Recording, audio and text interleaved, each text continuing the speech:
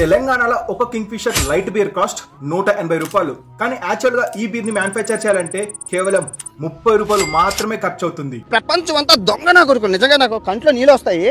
మరెందుకని 180 rupees అమ్ముతున్నారో ఈ వీడియోలో break down చేద్దాం. యాక్చువల్ గా కేఫ్ లైట్ బీర్ మ్యానుఫ్యాక్చర్ కి 30 రూపాయలు కాస్ట్ అవుతుంది. ఈ 30 రూపాయలకి అడిషనల్ గా 70 రూపీస్ ఎక్సైజ్ ట్యాక్స్ ఉంటుంది అండ్ వ్యాట్ కూడా 30 రూపాయలు ఉంటుంది.